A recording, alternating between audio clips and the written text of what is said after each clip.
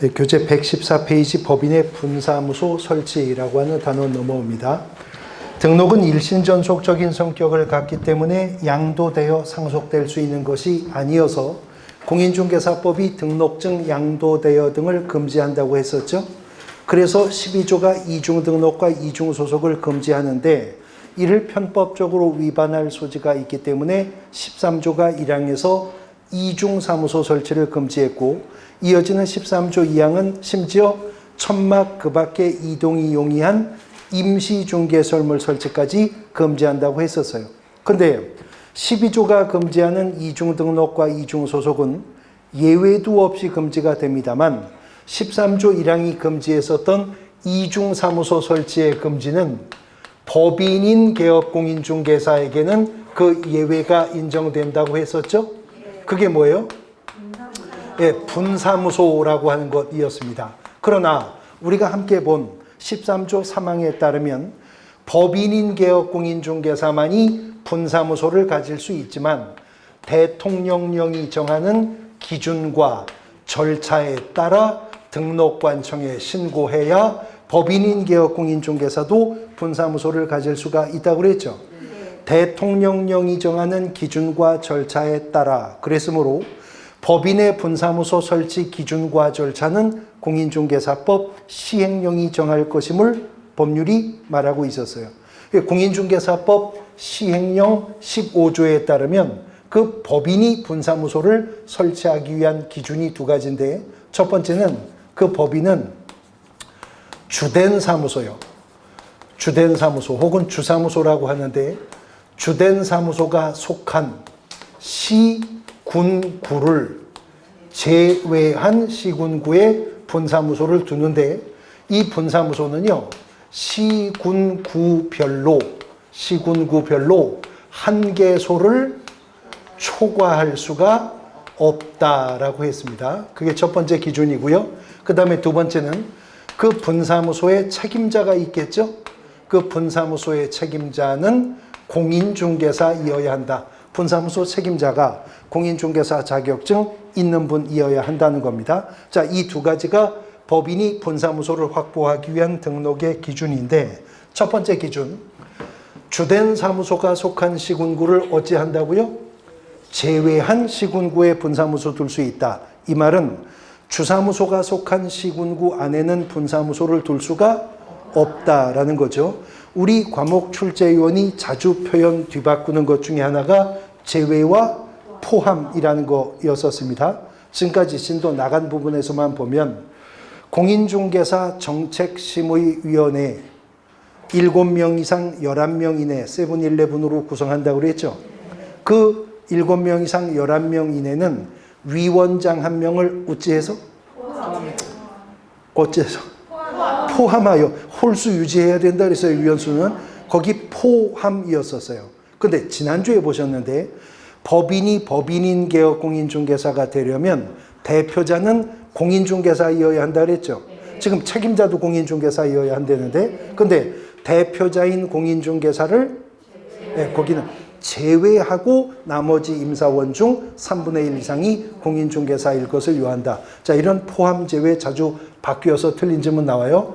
주사무소가 속한 시군구를 제외한 시군구에만 분사무소를 설치할 수 있는데, 분사무소는 시군구별로 한 개소를 어떻게 해요?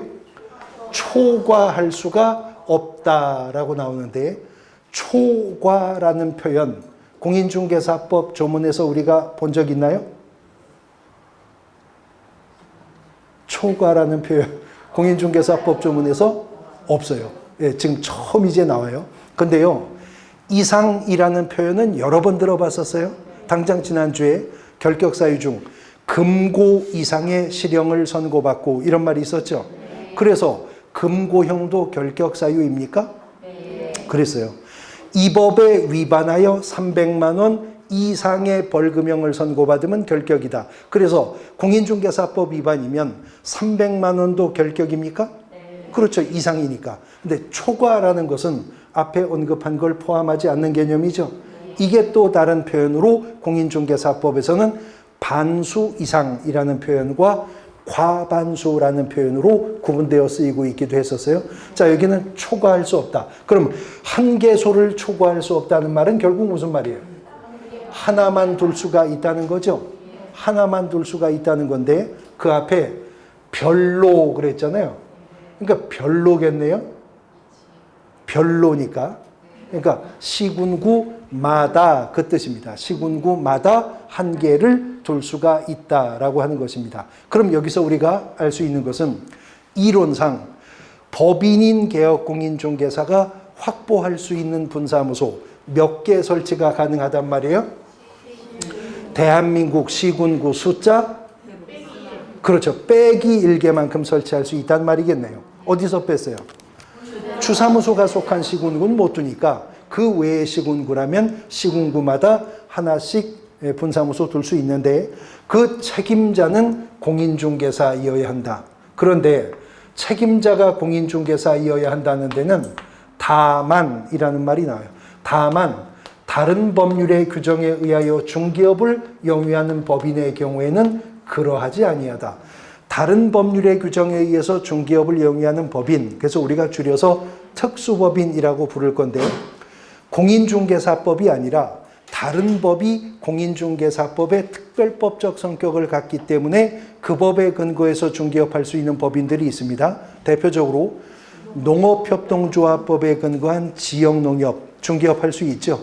근데 그런 특수법인이라면 책임자는 공인중개사가 아니어도 된다. 그러니까 공인중개사법상의 중개법인은 두 가지 기준을 모두 확보해야 되고 다른 법의 규정에 의한 법인은 첫 번째 기준만 확보하면 분사무소 만들 수 있습니다.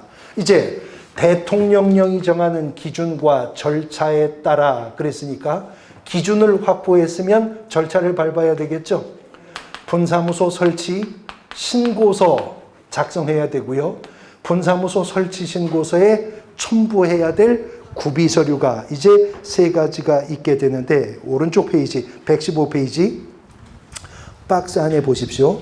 분사무소 설치 신고 시 제출해야 될 구비서류 세 가지인데 먼저 기억항에 분사무소 책임자의 실무교육 수료 확인증 사본을 제출해야 된다 그랬습니다. 분사무소 책임자 아까 공인중개사이어야 한다고 그랬잖아요. 근데 그 분사무소 책임자도 실무교육을 받았어야 돼요. 그래서 실무교육 수료 확인증 사본을 제출을 하도록 하고 있는 겁니다. 결국 책임자도 분사무소 설치 신고일 전 얼마? 1년 이내에 시행하는 실무교육 받았어야 되겠네요. 실무교육은 약발이 1년밖에 안 간다고 했었죠. 그 다음 니은 보증 설정 증명하는 서류를 제출하라고 합니다. 손해배상 책임을 보장하는 보증 설정 증명 서류가 제출되어야 합니다. 그 다음에 마지막으로 세 번째는 분사무소도 사무소죠. 그러니 마땅히 그 사무소는 어떤 공간이어야 돼요? 건축물 내장에 기재된 공간이어야죠. 그런 공간에 사무소를 확보하였음을 증명하는 서류가 구비서류로 제출되어야 합니다. 그런데 지난주에 공부하셨으니까 우리가 비교해 보기가 쉬운데요. 개업공인중개사가 되고자 등록 신청하는 자가 제출하는 구비서류 중에도 실무교육 수료 확인증 사본 있었나요? 공인중개사나 법인이 등록 신청할 때 실무교육 수료증 사본 등록 신청할 때 있었었죠. 건축물 대장에 기재된 사무소 확보 증명서류 등록 신청 구비서류에 있었나요? 있었었죠. 등록 신청할 때 보증 설정 증명서류도 있었나요? 없었어요. 왜냐하면 등록 신청할 때는 보증 설정할 때가 아직 아니었습니다. 등록을 신청해서 등록관청으로부터 등록 통지 받고 나서 언제까지? 업무를 개시하기 전까지 보증 설정하면 되는 것이었었고 보증을 설정해서 신고하면 보증 설정이 확인되었을 때 등록관청이 뭘 준다? 등록증 교부해 준다고 했죠. 그러니까 업무보증은 등록의 기준이 아니었습니다. 등록증 교부의 요건이었죠. 근데 오늘 분사무소는 설치 신고할 때부터 보증 설정 증명서류를 내라고 하는 거죠. 이거 왜 내라고 하냐면 이제 업무보증제도에서 다시 자세히 공부할 건데 등록관청으로부터 등록을 통지받아 개업공인중개사가 됐어도 업무보증 설정해야만 등록증 받을 수 있잖아요. 근데 그 보증 설정 금액이요, 개인인 개업공인중개사는 1억 원 이상이고요, 법인인 개업공인중개사는 2억 원 이상의 업무보증을 설정해야 됩니다. 자, 지금 제가 2억 원 이상이라고 했어요. 그러면 법인인 개업공인중개사가 딱 2억 원짜리 보증보험 가입해도 등록증 받을 수 있어요? 네. 이상이니까 2억 원도 되는 거죠. 근데 법인인 개업공인중개사만은 분사무소를 가질 수가 있잖아요. 근데 주사무소가 속한 시군구만 제외하면 시군구별로 시군구마다 분사무소를 하나씩 꽂을 수도 있죠. 그러나 법인이 분사무소를 설치할 수 있는 거지 해야 되는 건 아니에요. 그럼 분사무소 없는 법인도 있겠죠? 분사무소가 한두 개 있는 법인도 있겠네요? 분사무소가 10대 개 있는 법인도 있을 거 아니에요? 근데 똑같이 2억 원 이상 설정하면 된다면 법인 간에도 형평의 문제가 생길 거잖아요. 그래서 일단은 법인은 2억 원 이상의 업무보증을 설정을 해야 되는데, 그래야 등록증 받을 수 있는데, 이제 분사무소를 설치하게 되면요, 분사무소 추가 시마다 1억 원 이상씩 보증 설정 금액은 추가 증액되어야 해요. 그래서 이를 입증하기 위해서 법인의 분사무소 설치 신고할 때는 보증 설정 증명 서류를 제출하도록 하고 있다. 비교해서 살펴두시면 됩니다. 그래서요, 꽤 자주 출제되는 문제인데, 계산 문제 같지도 않은 계산 문제가 가끔 출제가 됩니다. 예를 들어서요, 법인인 개업공인중개사가 분사무소를 3개 가지고 있다면 이 법인이 설정할 보증 설정 의무 금액은 얼마? 네? 그렇죠. 기본 요금 2억 원부터 시작하는 거니까 분사무소 숫자 플러스 2억 원이 그 법인이 보증 설정할 의무 금액이라고 보시면 되는 겁니다. 그러면 법인인 개업공인중개사가 분사무소 5개 가지고 있으면 보증 설정은 7억, 아니 그냥 플러스 2억 하면 되는 거예요. 계산하고 말고 할 거 없이. 분사무소 2개 있으면, 6개 있으면, 아니 뭐 계산할 게 아니고 그냥 분사무소 숫자 플러스 2억 하면 그 법인의 업무보증 설정 금액이에요. 분사무소가 하나 있으면 3억 이상, 6개 있으면 9개 있으면, 잘하시네요. 그렇게 분사무소 숫자 플러스 2억이 그 법인의 보증 설정 의무 금액이 되어야 되기 때문에 이 서류 냅니다. 설치 신고서 작성했고요, 구비 서류가 다 준비되었다면 또 하나 준비해야 될 것이 수수료. 우리가 지난주에 중개사무소 개설 등록 신청할 때도 등록 신청 수수료 내야 된다 그랬죠. 분사무소 설치 신고할 때도 설치 신고 수수료 내야 됩니다. 이제 설치 신고서 작성했고 수수료가 준비가 되었고 구비 서류가 다 마련되었다면 분사무소 설치 신고하러 가야 되잖아요.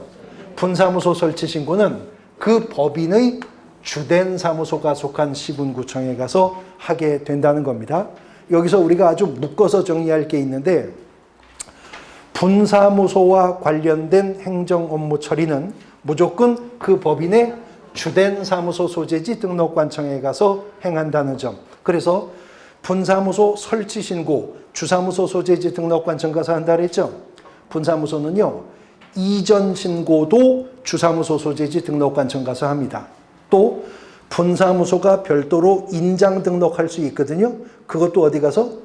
주된 사무소 소재지 등록관청에 가서 한다. 분사무소 관련된 행정 업무 처리는 다 주된 사무소 소재지 시군구청에서 하게 됩니다. 그러면 분사무소 설치 신고 확인서를 주사무소 등록관청이 교부해 주게 된다는 거죠. 자, 그런데 이러한 분사무소는 개업공인중개사 중에서는 오직 누구만 가질 수 있다고? 법인만 가질 수 있다 그랬죠. 근데 이제 이거와는 거꾸로의 개념이 있는데요. 여러 명의 개업공인중개사들이 사무소를 함께 사용할 수가 있습니다. 이른바 중개사무소의 공동 사용입니다. 그러면 사무소 안에 개업공인중개사들이 여러 명이지 사무소는 하나를 같이 쓰는 거니까 이중사무소 설치 금지에 위반이 없는 거죠. 그래서 이걸 공인중개사법 13조 6항이 인정해 주는데 117페이지 중개사무소의 공동사용 1번에 괄호 1번에 13조 6항 조문이 있습니다. 보시죠. 개업공인중개사는 뭐를 위해서? 업무의 효율적인 수행을 위하여 누구와? 다른 개업공인중개사와 중개사무소를 공동으로 사용할 수 있대죠. 자, 그런데요. 똑같은 13조인데 아까 13조 3항은요. 우리가 함께 읽어봤었는데 1항의 규정에 불구하고 법인인 개업공인중개사는 분사무소 가질 수 있다고 그랬잖아요. 근데 13조 6항에 와서 사무소 공동사용은 누구는? 그냥 개업공인중개사는 업무의 효율적 수행을 위해서 누구와? 다른 개업공인중개사와 그랬어요. 심지어 동종의 개업공인중개사와 이런 말도 없어요. 그 말은 사무소의 공동사용은 개업공인중개사라면 종별에 관계없이 종별의 제한이 없이 다 사무소 공동사용할 수 있다. 그 말이죠. 또 종별이 다른 개업공인중개사라도 하나의 사무소를 공동사용할 수 있다. 그러니까 공인중개사인 개업공인중개사와 부칙상의 개업공인중개사도 업무의 효율적 수행을 위해서라면 사무소 공동사용할 수 있다라고 하는 것입니다. 또 한 사무소를요. 몇 명의 개업공인중개사가 공동사용할 수 있느냐, 뭐 제곱미터당 몇 명 이런 구체적인 원수에 대한 제한도 없어요. 그 다음 분사무소는 누구만 가질 수 있죠? 법인인 개업공인중개사만 가질 수 있지만 법인인 개업공인중개사도 분사무소를 설치하려면 대통령령이 정하는 별도의 기준과 절차에 따라야 한다고 그랬죠. 근데 분사무소는요. 별도로 설치의 기준과 절차가 있는 것도 아니에요. 그러면 어떻게 개업공인중개사가 사무소를 공동 사용하게 되느냐? 방법은 둘 중에 하나인데 중개사무소 개설 등록이나 아니면 중개사무소 이전 신고하게 되는 결과로서 사무소는 공동 사용할 수가 있게 된다 하는 겁니다. 자, 이 얘기입니다. 공인중개사인 개업공인중개사 A가 중개사무소 개설 등록하고 중개업을 하고 있거든요. 그런데 A의 절친인 B가 친구인 A가 자격을 따고 개설 등록해 중개업하면서 돈을 잘 버는 걸 보고 나도 자격을 받아 저거 해봐야지. 그래서 공인중개사 시험에 B도 합격을 했어요. 그리고 B가 먼저 등록한 친구인 A한테 야, 내가 지금 사무소 창업 자금도 없고 하니까 너 사무소를 같이 쓰자. 그러면 내가 월세 공과금 반 부담할 테니까. 그렇게 하고 이미 A가 등록한 그 공간을 B가 함께 쓰기로 확인하여 개설 등록해 들어올 수 있다는 거죠. 그러면 사무소는 공동사용되는 거예요.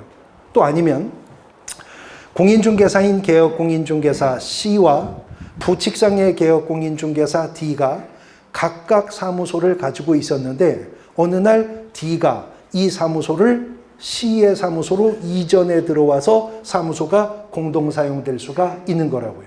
근데 우리가 지난주에 봤는데 중개사무소 개설 등록 신청할 때도 이 사무소 확보 증명서류 내야 됐었죠.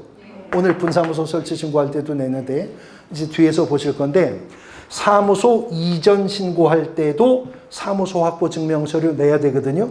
그런데 개설 등록을 하거나 이전 신고하는 결과 사무소가 공동 사용되게 된다면 먼저 그 공간에서 터잡고 중개업하고 있었던 개업공인중개사 있죠.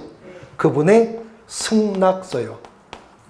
승낙서를 첨부하여 개설 등록하거나 승낙서를 첨부하여 이전 신고하면 사무소는 자연스럽게 공동 사용이 된다는 겁니다. 종별 제한도 없이 원수 제한도 없이 기준과 절차도 별도 규정이 없이 말이에요. 근데 한 가지 제한이 있는 것이요. 업무 정지 기간 중입니다. 업무 정지 기간 중에 제한이 있는 것이 구체적으로 두 가지가 있는데 자, 업무 정지 처분을 받은 자는 업무정지 기간 중에는 다른 개업공인중개사가 자기 사무소로 이전에 들어올 수 있도록 승낙서 줄 수 없습니다. 그 다음에 두 번째는 업무정지 처분을 받은 개업공인중개사는 업무정지 기간 중에는 다른 개업공인중개사의 사무소로 이전 신고에 들어갈 수 없다는 거죠. 그러니까 업무정지 기간 중인 자는 들어올 수 있도록 해줘도 안 되고, 업무정지 기간 중에 있는 자는 그 기간 중에 다른 개업공인중개사 사무소로 들어가려 해도 안 된다는 거죠. 그것만 아니면 개업공인중개사는 자유롭게 사무소 공동 사용할 수가 있다라고 하는 겁니다. 사무소의 공동 사용이었었고요. 페이지 넘어가 119페이지 보시면 사무소의 명칭입니다. 공인중개사법 18조가요. 사무소의 명칭에 대해서 규정을 두고 있는데 18조는 1항과 2항으로 구분해서 그 문장의 주어를 보면 적용 대상을 달리하고 있어요. 먼저 18조 1항을 보실까요? 119페이지 18조 1항을 보시면, 자, 18조 1항은 누구한테 말하고 있어요? 네, 개업공인중개사는 그랬죠? 개업공인중개사는 그 사무소의 명칭에 공인중개사 사무소 또는 부동산 중개요. 부동산 중개라고 하는 문자를 어떻게 해요? 사용하여야 한다입니다. 써야 한대죠. 근데 이어지는 18조 2항을 보시면 18조 2항은 누구한테 하는 말이에요? 개업공인중개사가 아닌 자요. 개업공인중개사가 아닌 자는 공인중개사 사무소, 부동산 중개 또는 이와 어떤 명칭? 네, 유사한 명칭, 비스무리한 명칭조차도 사용을 해서는 안 된다. 18조 1항은 개업공인중개사 들으라고 하는 말이고 18조 2항은 개업공인중개사 아닌 자 들으라고 하는 말입니다. 자, 그러면 쓰라고 했는데 안 쓴 거, 쓰지 말라고 했는데 쓴 거, 뭐가 나빠요? 네? 쓰라고 했는데 안 쓴 거, 쓰지 말라고 했는데 쓴 거, 뭐가 나쁘다고요? 아니요, 둘 다 나빠요. 쓰라는데 안 쓴 것도 나쁘고 쓰지 말라는데 쓴 것도 나쁘고 둘 다 나쁘죠. 둘 다 나쁜데 쓰라는데 안 쓴 거하고 쓰지 말라는데 쓴 거, 뭐가 더 나빠요? 쓰지 말라고 했는데 쓴 게 더 나쁘죠. 그래서 개업공인중개사가 아닌 자 쓰지 말라고 했는데 쓴 거 있잖아요. 이거 1년 이하의 징역 또는 1천만 원 이하의 벌금형입니다. 그런데 개업공인중개사 쓰라고 했죠. 안 쓰면 요거는 100만 원 이하의 과태료 처분입니다. 자, 금액의 단위가 다를 뿐만 아니라 벌금은 형벌이고 과태료 처분은 행정질서에 불과하죠. 벌칙의 유형도 다른 겁니다. 그러면 개업공인중개사도 100만 원 이하의 과태료 처분이라도 안 당하려면 쓰라고 했으니까 써야죠. 근데 어떻게 쓰라고 그랬냐면 공인중개사 사무소 또는 부동산 중개라는 문자를 써야 한다. 또는이라는 문구가 있죠. 그러니까 영어로 말하면 and예요, or예요? or입니다. 둘 다 써야 된단 말이에요. 둘 중에 하나는 사용해야 된다는 거죠. 그러면 공인중개사 사무소라는 문자를 쓰거나 부동산 중개라고 하는 문자를 쓰거나 둘 중에 하나는 써야 된다는 거죠. 근데 둘 중에 무엇을 써야 되는지에 대해서는 선택할 수 있는 것이 원칙입니다. 그러나 부칙상의 개업공인중개사는 선택권 없겠죠. 부칙상의 개업공인중개사가 공인중개사 사무소라는 문자를 선택할 수는 없죠. 그러니까 부칙상의 개업공인중개사는 선택의 여지 없이 주구나 사나 부동산 중개라는 문자만 사용해야 할 것입니다. 그러면 부칙상의 개업공인중개사가 공인중개사 사무소라는 문자를 썼다면 그 제재는 어떠할까요? 예, 부칙상의 개업공인중개사도 개업공인중개사이긴 하잖아요. 그러니까 그 위반에는 100만 원 이하의 과태료 처분 사유에 속하게 될 것이다 라고 하는 겁니다. 한편 공인중개사법 18조 3항 보시면 119페이지에 개업공인중개사가 5개 광고물 등의 관리와 5개 광고 산업 진흥에 관한 법률 제2조 제1호의 규정에 따르는 5개 광고물을 설치하는 경우, 장황하게 말했는데 확 줄이면 간판 달 때 그 말이네요. 그때 중개사무소 등록증에 표기된 개업공인중개사의 무엇을? 성명을 표기해야 되는데 성명 표기 방법은 국토부령으로 정한다고 이어지는 항이 말하고 있습니다. 개업공인중개사가 중개사무소에 5외 광고물이요. 5외 광고물을 설치한다면 중개사무소 개설등록증에 표기가 되어 있는 개업공인중개사의 뭐를? 성명을 표기해야 된다. 근데 국토부령이 정하는 그 방법에 의해서 성명을 표기해야 된다. 그러니까 쉽게 말하면 개업공인중개사가 간판을 단다면 그 간판에는 개업공인중개사 이름을 써 넣어야 된다. 그 말이죠. 그런데 이게 또 기출된 적이 있었는데 개업공인중개사는 5개 광고물을 설치해야 합니까? 그런 의무는 없는 거예요. 사무소 안에 보기 쉬운 곳에 게시해야 될 건 지난주에 배우셨죠? 등록증 원본, 자격증 원본, 요일 및 한도액표, 보증 설정 증명서를 게시해야죠. 근데 개업공인중개사가 5개 광고물을 설치할 의무는 본법에 없어요. 간판 안 달고도 중개업할 재주 있으면 해도 돼요. 근데 간판을 단다면 거기에는 개업공인중개사의 뭐를? 성명을 표기하는데 이 성명 표기에 대해서 지금 공인중개사법 시행규칙은요. 인식할 수 있는 정도의 크기 이렇게 말하고 있습니다. 그러니까 쉽게 말해서 알아볼 수 있는 정도의 크기로 이름을 표기해야 된다는 거죠. 사실 이게 처음에는요. 성명의 글자 크기까지도 입법되어 들어왔었어요.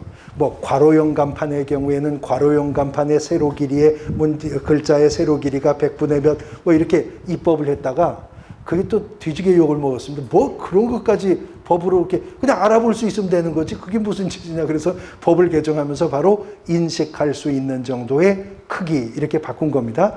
그런데 이 성명이 개인인 개업공인중개사들이라면 자기 성명 표기하면 되죠. 근데 법인인 개업공인중개사라면 주사무소 5개 광고물은 누구요? 대표자의 성명 표기해야 되겠죠. 분사무소 5개 광고물 설치한다면 책임자의 성명을 얼마나게? 인식할 수 있는 정도의 크기로 성명을 표기해야 할 것이다 라고 하는 것입니다. 그 다음 페이지 넘어가 보시면 122페이지. 이제 중개대상물의 표시 광고인데요. 개업공인중개사가 의뢰받은 중개대상물에 대해서 의뢰받은 중개대상물에 대해서 표시 광고할 수가 있는데 이게 공인중개사법 18조하고 논법이 같아요. 개업공인중개사가 중개대상물에 대해서 표시 광고할 때는 일정한 사항을 명시해서 표시 광고해야 되고 개업공인중개사가 아닌 자는 아예 중개대상물 표시 광고하면 안 된다는 거죠. 그러면 위반시 제재도 같죠. 개업공인중개사가 중개대상물 표시 광고하면서 일정한 사항을 명시하지 않았다면 100만 원 이하의 과태료, 개업공인중개사가 아닌 자가 중개대상물 표시 광고했다면 1년 이하의 징역 또는 1,000만 원 이하의 벌금형의 대상이 될 겁니다. 그런데 개업공인중개사가 122페이지 맨 밑에 보시면 괄호 1번 본문에 개업공인중개사가 의뢰받은 중개대상물에 대해서 표시 광고하려면 중개사무소 및 개업공인중개사에 관한 사항으로 대통령령이 정하는 사항을 어떻게 한다? 명시해서 표시 광고해야 되는데 123페이지 맨 위에 박스 일반적으로 명시해야 될 사항입니다. 첫 번째, 사무소의 명칭, 소재지, 연락처와 등록번호 그리고 개업공인중개사의 성명을 명시하여 표시 광고를 하는데 이때요.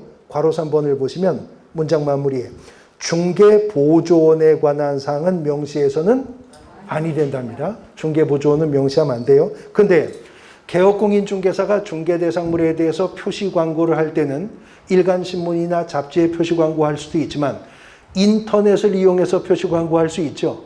그러면 123페이지 위에 박스에 있는 두 가지 명시할 사항이 있죠.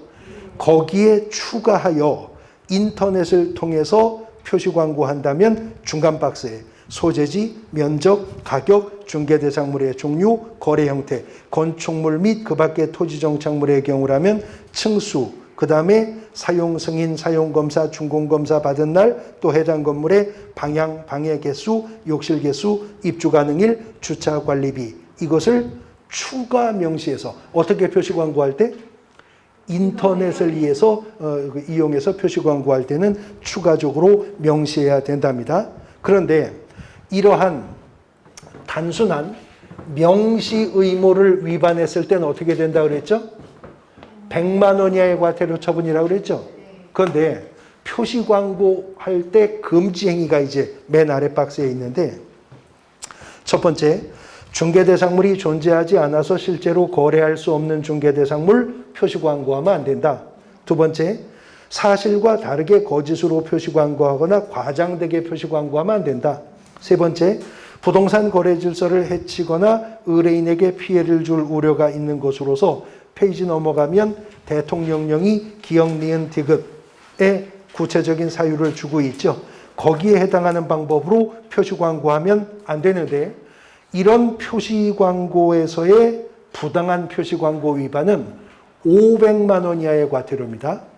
일정한 사항을 단지 명시하지 않았다면 100만 원 이하의 과태료지만 부당한 표시 광고를 했을 때에는 500만 원 이하의 과태료 처분을 내릴 수 있도록 했고요. 국토교통부 장관은 표시 광고가 이 법에 적법하게 표시 광고가 되고 있는지를 모니터링할 수 있고, 이 모니터링 업무를 수행하기 위해서 국토교통부 장관이 정보통신서비스 제공자에게 자료 열람 요청할 수 있도록 하는 규정들을 두고 있는 겁니다. 자, 이제 페이지 넘어가서 127페이지 사무소의 이전입니다. 아까 제가 헌법상 기본권으로 직업 선택의 자유라고 하는 거 겸업에서 언급한 적이 있죠. 근데 헌법상 국민의 기본권 중에는 거주 이전의 자유도 있잖아요. 그렇듯이 개업공인중개사도 중개사무소 이전의 자유가 있습니다. 사무소 이전은요, 횟수도 제한이 없고 거리에 대한 제한도 없습니다. 어디로든 이전할 수 있고 몇 번이고 이전할 수 있지만 사무소를 이전한 사실을 신고는 하여야 한다는 거거든요. 그런데 만일 개업공인중개사가 중개사무소를 이전을 했다면 이전한 날로부터요 10일입니다. 이전한 날로부터 10일 이내에 사무소를 이전한 사실을 신고하되, 만일 개업공인중개사가 등록관청 관할구역 외로 사무소를 이전했다면 이전 신고는 이전 후 등록관청에 가서 이전을 한 사실을 신고해야 한다라고 하는 거죠. 지금 이 부분도 여러 차례 개정을 거치면서 절차에서의 규제 완화의 방향으로, 절차 간소화의 방향으로 개정이 된 것이거든요. 이제는 개업공인중개사가 중개사무소를 이전하고 싶으면 어떻게 하면 돼요? 그냥 가면 돼요. 그냥 가면 돼요. 가고 나서 며칠 안에? 10일 이내 이전 신고하는데, 이전 신고는 어디 가서? 이전 후 등록관청에 가서 이전 신고하면 된다는 것입니다. 그런데요, 옛날에는 개업공인중개사들이 이렇게 사무소 이전 못했어요. 옛날에 구부동산중개업법 시절에는 어떻게 사무소 이전할 수 있었냐면, 등록관청 관할구역 외로 사무소 이전하고 싶으면 먼저 현 등록관청에 가서 폐업 신고해야 됐었습니다. 그리고 옮겨가고 싶은 등록관청에 가서 신규 등록을 신청해야 등록관청 관할구역으로 외로 이전할 수 있었어요, 옛날에. 그러니까 조금만 연세 있으신 분들 기억나실 텐데, 우리 옛날에 이사 다닐 때요, 이삿짐 싸놓고 동사무소 가서 먼저 퇴거 신고하고 다시 또 이사 가서 짐 풀르기 전에 그 이사 간 곳 동사무소 가서 전입신고 따로 하고 그래야 됐었잖아요. 아주 불편했었죠. 예, 그런데 그렇게 했었던 것을 법을 개정해서 그냥 이전하고 이전 후 등록관청에 신고만 하면 되도록 이렇게 법이 개정이 되었어요. 규제 완화되었죠? 그런데 말이에요. 이렇게 개정해 주겠다고 입법 예고가 떴을 때 공인중개사인 개업 공인중개사들이 벌떼같이 반대했습니다. 그렇게 개정하지 말라고. 그냥 놔두라고. 아니 편하게 해주겠다는데 왜 싫다고들 했을까요? 뭐 때문에 그럴까요? 이게요. 사촌이 땅을 사면 배가 아프다고 공인중개사인 개업 공인중개사들이 보니까 이렇게 개정을 하면 우리 편해지죠? 좋아지죠? 근데 우리는요. 그냥 편해질 뿐이에요. 좋아질 뿐이에요. 근데 부칙상의 개업 공인중개사 쟤네들은 불가능이 가능으로 바뀌어버려요. 부칙상의 개업 공인중개사는 옛날에는 등록관청 관할구역 외로 사무소 이전을 못했어요. 왜냐하면 옛날에는 등록관청 관할구역 외로 사무소를 이전하려면 먼저 폐업 신고하고 가서 신규 등록해야 된다 그랬었죠. 근데 부칙상의 개업 공인중개사가 폐업 신고할 수 있어요? 할 수 있죠. 뭐 내가 그만둔다는 거야. 폐업은 할 수 있는데 한 번 폐업하면 부칙상의 개업 공인중개사는 영원히 다시는 공인중개사 자격 취득하지 않는 한 등록을 못하죠. 그러니까 발이 묶였었다고요. 근데 이걸 이렇게 개정한다고 그러니까 이제 공인중개사인 개업 공인중개사들이 우리가 불편하고 말지 그 자격증도 없는 저 사람들이 전국 사방팔방 사무소 옮길 수 있는 거 싫잖아요. 그래서 바꾸지 말자고 했는데 바꿨습니다. 그래서 사무소 이전을 그냥 이전한 사실을 신고하라고 했는데 또 바로 이렇게 개정된 게 아니라 옛날에는 이전 전 등록관청에 신고하라고 했었거든요.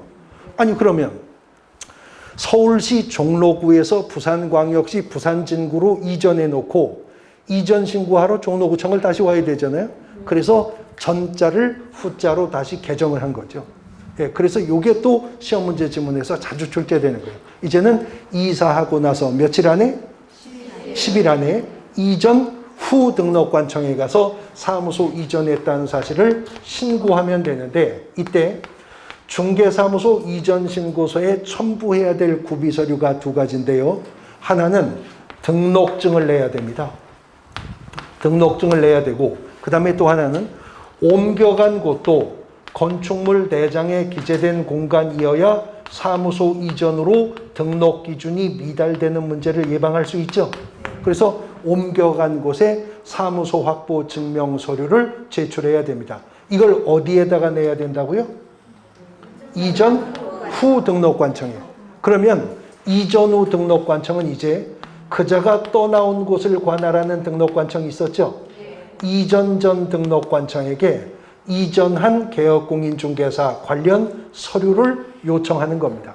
그러면 이전 전 등록관청이 이전 후 등록관청에게 이전한 개업공인중개사 관련 서류를 넘겨야 돼요. 서류가 넘어가기 때문에 통보가 아니라 송부라는 표현을 쓰고 있거든요. 이전 전 등록관청이 이전 후 등록관청에 송부해줘야 될 서류가 세 가지인데요. 첫 번째는 그 개업공인중개사가 옛날에 등록 신청할 때 냈었던 서류들이 있죠. 그 등록 신청 서류 넘겨줘야 돼요. 그 다음에 두 번째는 그 이전한 개업공인중개사의 등록 대장, 지금까지 이전 전 등록관청이 기록관리 유지하고 있었죠. 그거 넘겨줘야 돼요. 그리고 세 번째는 그 이전한 개업공인중개사가 최근 1년 이내에 행정처분을 받은 사실이 있었다면 그 행정처분받은 기록들 넘겨줘야 되고요. 그 다음에 지금 이전한 개업공인중개사가 행정처분 절차가 진행 중에 있다면 행정처분 절차가 진행 중인 서류까지도 이전 전 등록관청은 이전 후 등록관청에게 넘겨주어야 합니다. 자, 공인중개사법에 별도의 규정이 있지만 그 없어도 우리가 이것만으로 알 수 있는 게 행정처분 절차가 진행 중인 서류까지도 넘겨주라는 것은 개업공인중개사가 사무소 이전 신고했다면 이제부터 그자에 대한 등록 취소나 업무정지 처분 권한은 누가 행사할 것이다? 이전 후 등록관청이 행사할 것이다. 비록 이전 전 지역에서 한 위반 사건이었다 하더라도 이미 이전 신고를 마쳤으면 이제부터는 이전 후 등록관청이 그 위반 행위에 대한 등록 취소 또는 업무정지 처분 권한을 행사할 것이다. 이렇게 정리하시면 되겠죠? 그 다음에요. 등록 신청 서류, 등록대장, 1년간의 행정처분과 그 절차 진행 서류는 누가 누구에게 주는 서류예요? 이전 전 등록관청이 이전 후 등록관청, 시군구 간에 송부되는 서류고 등록증과 사무소 확보 증명 서류는 누가 누구한테 내는 서류예요? 이전을 한 개업 공인중개사가 이전 한 등록관청에 내는 서류죠. 이 서류, 저 서류가 뒤섞여서 또 문제가 나오기 때문에 그것도 잘 구분해 두고 계셔야 되는데 개업 공인중개사가 등록관청 관할구역 안에서 이전할 수도 있죠. 예를 들어서 강남구 대치동에서 강남구 도곡동으로 이전할 수 있죠. 그러면 강남구 안에서 이전한 거잖아요. 이전 신고는 어디 가서 해요? 강남구청장한테 가서 합니다. 그러면 강남구청장은 등록증 기재사항을 수정해서 교부해 줄 수가 있거든요. 그런데 강남구 대치동에서 노원구 상계동으로 이전했다. 그럼 이전 신고 어디 가서 하죠? 노원구청장한테 가서 하죠. 그러면 노원구청장은요, 등록증을 재교부하게 된다는 거예요. 등록관청 관할구역 외로 이전하면. 그래서 우리 공인중개사법에 사무소 이전 신고할 때 수수료 내라는 규정이 없어요. 그러나 등록관청 관할구역 외로 이전은 등록증 재교부 절차가 뒤따르기 때문에 등록관청 관할구역 외로의 이전은 반드시 등록증 재교부에 준하는 행정수수료 납부 의무가 발생하게 될 것이다. 자, 이것도 기억하고 계셔야 될 부분입니다. 자, 그런데 이런 사무소 이전과 관련해서 부칙상의 개업공인중개사도 사무소 이전할 수 있을까요?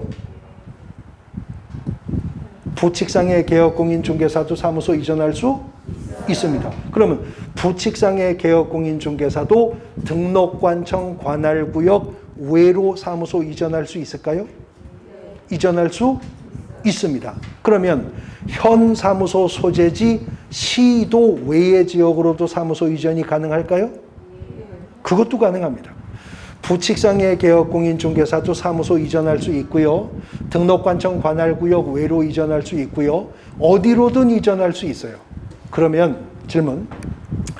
부칙상의 개업공인중개사가 등록관청 관할구역 외로 사무소를 이전했다면 그자의 업무지역 범위는 바뀌어요? 안 바뀌어요? 아니, 아직 대답하지 마세요. 안 끝났어요. 부칙상의 끝까지 듣고 대답을 하셔야죠. 부칙상의 개업공인중개사가 등록관청 관할구역 외로 사무소를 이전했다면 그 업무지역의 범위는 바뀌어요? 안 바뀌어요? 봐야 돼요. 봐야 돼요. 자, 예를 들어서 부칙상의 개업공인중개사가 강남구 중개사무소를 노원구로 이전했어요. 등록관청 관할구역 외로 이전했죠? 업무지역 범위 바뀌었어요? 안 바뀌었어요. 이제나 저제나 서울특별시가 업무지역이에요. 그럼 부칙상의 개업공인중개사가 강남구 중개사무소를 광명 철산으로 이전했습니다. 등록관청 관할구역 외로 이전했죠? 그래서 업무지역이 바뀌었어요? 이제 바뀌었어요. 이제 이 개업공인중개사는 어디 있는 물건? 경기도 안에 있는 물건만 중개할 수가 있게 된다라고 하는 거죠. 그러니까 업무지역의 범위가 시도로까지 허용되고 있는 현행법상으로는요. 개업공인중개사가 부칙상의 개업공인중개사라 하더라도 업무지역 범위 제한 때문에 현장 실무상 큰 어려움 안 겪습니다. 보통 지역적으로 중개활동을 하는 거니까 사무소 소재지 시도 범위 내에서만 중개업할 수 있다면 큰 문제 없겠죠. 근데 또 그 사무소가 어디에 있느냐에 따라서 각각 달라지게 되는데 제가 한 8년 전인가 9년 전인가 저기 부천 원미구 상동인가 거기 있는 대형 업체 학원 하나 강의를 했었거든요. 근데 거기가 경기도 부천시 원미구 상동인가 아마 그래요. 근데 학원 옥상에 올라가서 이렇게 보면요. 그 학원 건물이 경기도 원미구 뭐 상동인가 하여튼 그런데 바로 앞에 이렇게 고가도로가 지나가는데요. 그 도로 건너편 쪽으로는 인천광역시예요. 그리고 옆으로 이렇게 보면 또 도로가 하나 지나갔는데 그 도로 건너편은 서울특별시예요. 그러면 거기 중개사무소가 있는 부칙상의 개업공인중개사가 부천에 중개사무소가 있는데 남양주나 아니면 구리나 수원에 있는 물건 중개할 수 있어요? 할 수 있죠. 다 경기도니까. 근데 바로 코앞에 있는 건물인데 도로 건너서 인천광역시면 손 못 대는 거잖아요. 바로 그 앞에 건너다 보이는데 서울특별시면 손 못 대는 거죠. 지역에 따라 그런 문제가 생길 수 있는데 업무지역 범위가 등록관청 시도 넘어서 가게 된다면 재편될 수 있다라고 하는 거 알 수 있습니다. 그 다음 법인인 개업공인중개사도 분사무소 이전할 수 있다고 그랬죠. 근데 아까 배우셨는데 분사무소 이전 신고 어디 가서 한다고? 네. 분사무소는 설치 신고도 이전 신고도 인장 등록도 다 주된 사무소 소재지 등록관청 가서 한다 그랬잖아요. 자, 그러면 종로구에 주사무소가 있는 중개법인이 동대문구에 설치했었던 분사무소를 서대문구로 이전했어요. 그럼 이전 신고 어디 가서요? 종로구청에 와서 한다는 거예요. 그러면 동대문구청장과 서대문구청장은 정작 분사무소가 나간 사실, 들어온 사실을 모르고 있죠. 누가 알아요? 종로구청장이 알아요. 그러면 종로구청장은 이거 알려줘야 되잖아요. 누구한테? 둘 다 알아야죠. 그러니까 주사무소 등록관청인 종로구청장은 이제 분사무소 이전 신고를 받으면 동대문구청장과 서대문구청장에게 각각 분사무소가 이전된 사실을 통보해 주는데 처음에 동대문구에 분사무소 설치 신고할 때 신고 어디 가서 했었어요? 종로구청 가서 했었잖아요. 그러니까 분사무소는 백날 옮겨 다녀도 서류 송부할 건 없죠. 애초부터 주사무소 소재지 시군구청이 기록관리 유지하고 있기 때문에 그렇습니다. 근데 아까 부칙상의 개업공인중개사도 사무소 이전할 수 있고 어디로든 이전할 수 있고 몇 번이고 이전할 수 있다고 했잖아요. 그러면 분사무소도 이전할 수 있다고 그랬죠. 분사무소도 어디로든 이전할 수 있습니까? 그렇지 않겠죠? 그렇죠. 예. 주된 사무소가 속한 시군구 안으로는 이전할 수 없겠죠. 그럼 시험 문제. 분사무소는 주된 사무소가 속한 시군구를 제외하면 어디로든 이전할 수 있다. X죠. 어디로 또 못 가요? 그렇죠. 이미 분사무소가 설치되어 있는 시군구로는 못 가죠. 왜냐하면 분사무소는 시군구별로 한 개소를 초과해서는 안 되니까요. 그러니까 설치 기준 때문에 주사무소가 속한 시군구와 이미 분사무소가 설치되어 있는 시군구로는 이전할 수 없겠죠. 그 외에는 자유롭게 이전할 수가 있다라고 하는 겁니다. 자, 그런데요. 사례만 하나 보고 오늘 마칠게요. 공인중개사인 개업공인중개사 A씨가 있습니다. A씨가요. 지금 여기에 중개사무소를 두고 부동산 중개업을 영위하고 있어요. 그런데 여기 지금 부칙상에 개업공인중개사 B씨가 있어요. B씨는 지금 여기에 중개사무소를 두고 중개업을 하고 있습니다. 지금 간선도로가 있고요. 도로 이쪽에서 A가 중개업을 하고 있고 길 건너 여기서 B가 중개업을 하고 있는데 행정구역이 이 간선도로를 기준으로 해서 이쪽은 강남구이고요. 이 도로 건너편은 송파구입니다. 송파구랍니다. 자, 그러면 질문. A와 B 두 개업공인중개사는 개업공인중개사의 종별이 달라요? 개업공인중개사의 종별 달라요? 써놓고 여쭤보잖아요. 네, A는 공인중개사인 개업공인중개사고 B는 부칙상의 개업공인중개사이니까 종별이 다르죠. 그러면 A, B 두 개업공인중개사는 관할 등록관청도 달라요?